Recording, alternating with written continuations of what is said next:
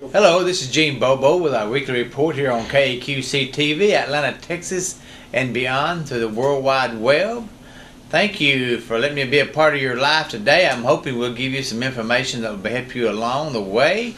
It will improve your things. So first of all, I want to start off with our admission statement at Texas AgriLife Extension.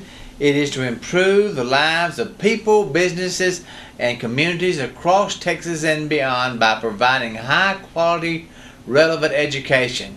We're all about education. We don't have any money to spend or to fund or anything like that, but we got information, and education is that's as good as gold in most cases.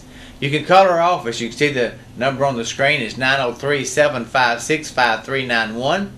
Invite you to come by and visit us at the office. Our office location is in Cass County Office Building on the Courthouse Square in Linden, Texas, right across the street from the bank, the post office, and the renovating or being renovated courthouse. Still a lot of stuff going on with the sidewalks and the streets and the courthouse, so hopefully you'll come by and see us. Our office hours are from 8 to 12, 1 to 5, Monday through Fridays, except for a major holiday, which we'll have one coming up on the 21st. This is being the first day of February when we tape this program. And come by and see us. So you can call me. Check me out on my email site. It's ngbobo@ag.tamu.edu. Again, we have a county webpage, cas-tx.tamu.edu.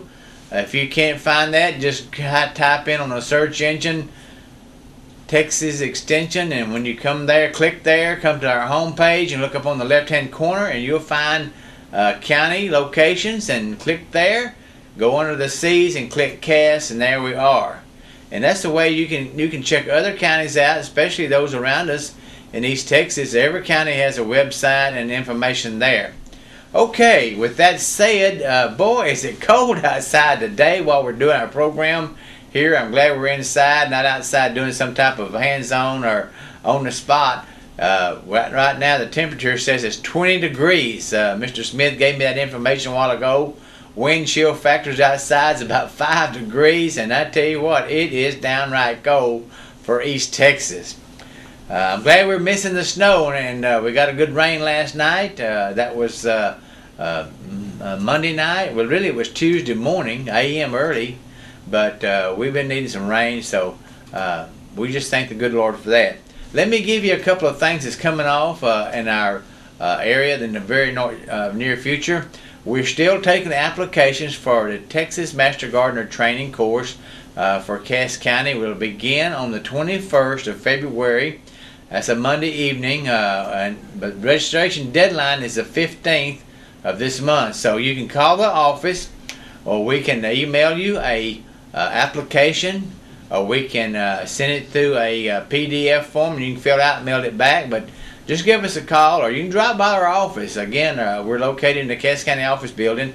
That's right next door where you pay your taxes, get your license plates for your car, and we can fill it out. And the cost is $90. It's 50 hours of intense training.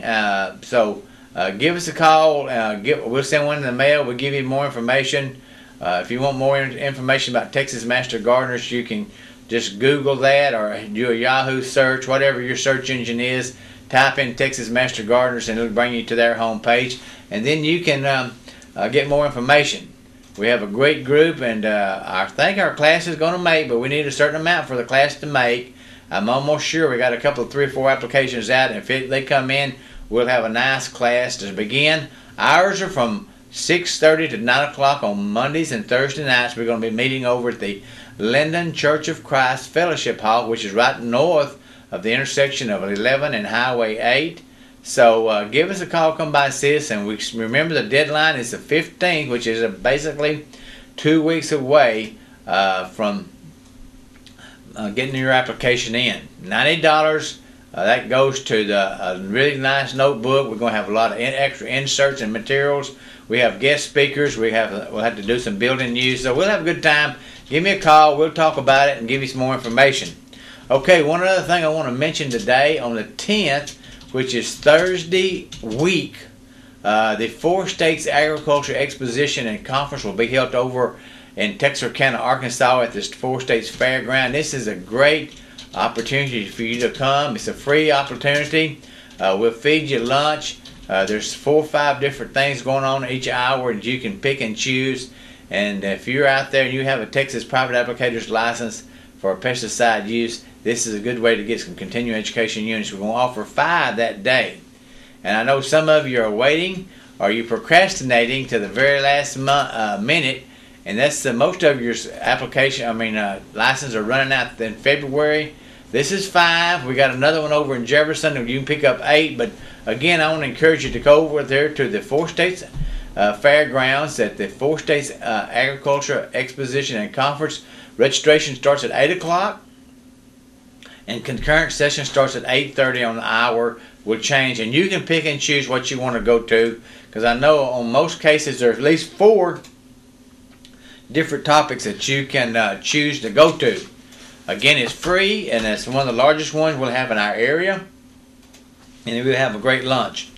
Okay, I'm going to talk to a few things about today. About our February is here, and a lot of times people maybe get antsy a little bit, but you know, this past weekend we had 2 great days of really warm weather. Friday and Saturday, and even Sunday wasn't too bad, but especially Friday and Saturday and the later part of January is kind of unusual for us when the temperature gets up in the mid 70s. But you know, February, some things we need to start doing as far as our gardening and our landscaping.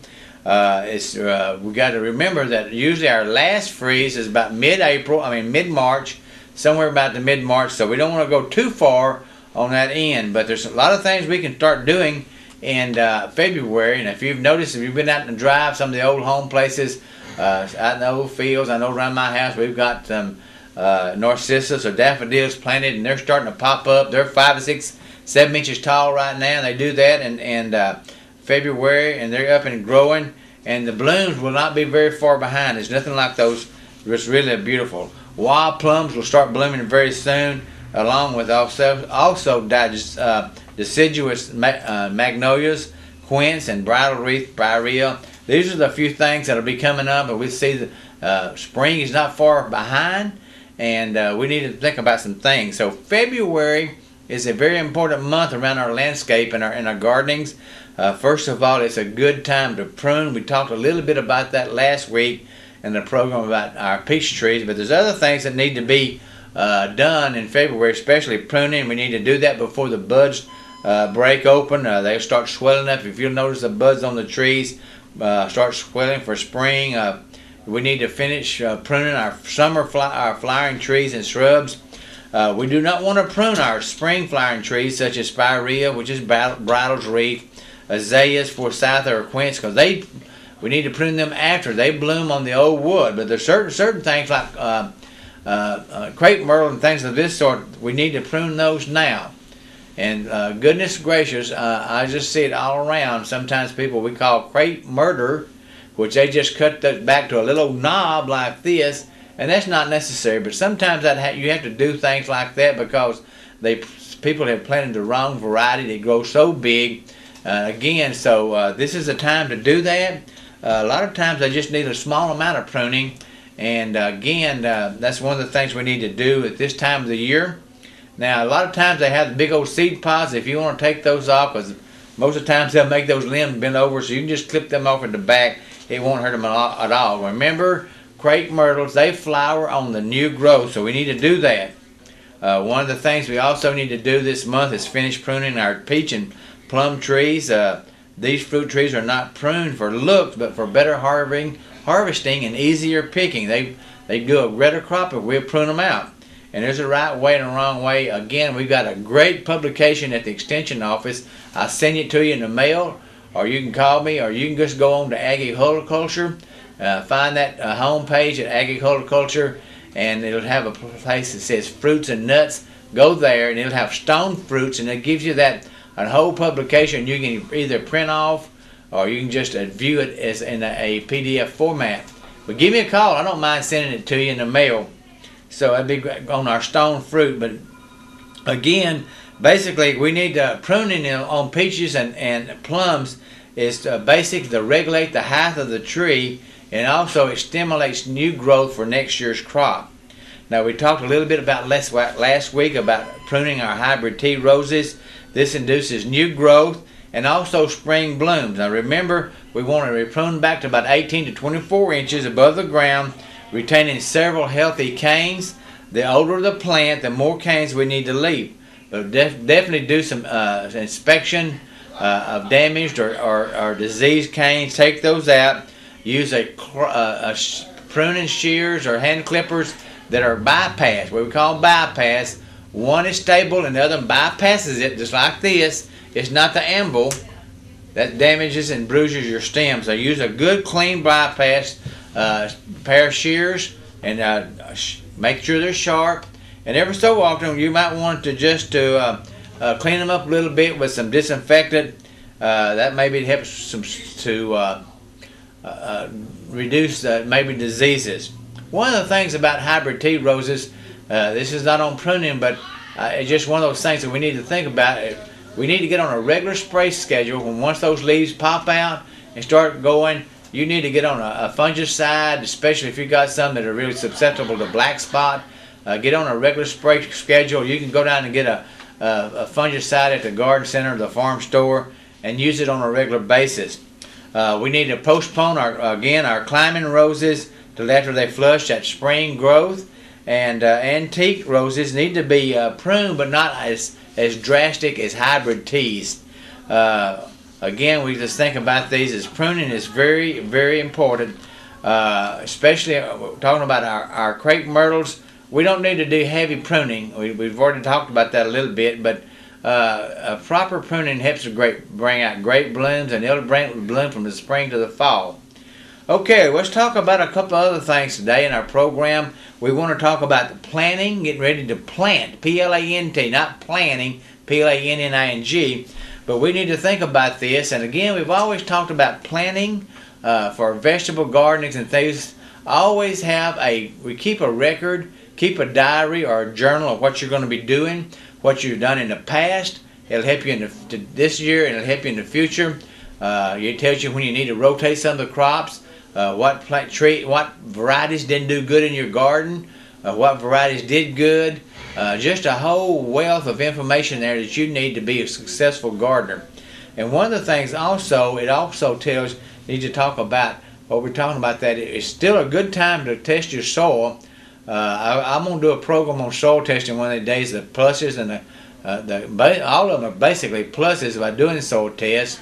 It tells you some things you need to do, but again, you can call our office and we'll send you one of these test kits. It's very simple. You can fill it out, send it over to the A&M lab or SFA lab, and that way. Now, every once in a while, you go you need to find pH. That's the soil, the alkalinity or the acidity of our soils. In Cass County, most of our soils are very acid, and it'll tell you exactly what we need to do, because basically the range for growing most plants, I said most, not all plants, but most plants is from 6.0 to 7.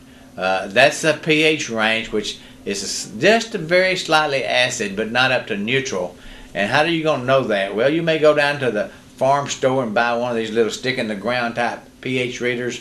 Well, it's so-so, okay? But we can tell you exactly what your pH is by doing soil test. What you need to add, how much nitrogen you're going to need to add, how much phosphorus, how much potash or potassium, and also, again, on the pH things, we're talking about adding some limestone, maybe dolomitic or ag lime, or something like that, and it tells you exactly how much to add by the square feet. Usually our applications will be by the 1,000 square feet. And remember this, when we go buy a bag, say of 10, 10, 10, we're not getting 10 pounds of nitrogen in that 50-pound bag.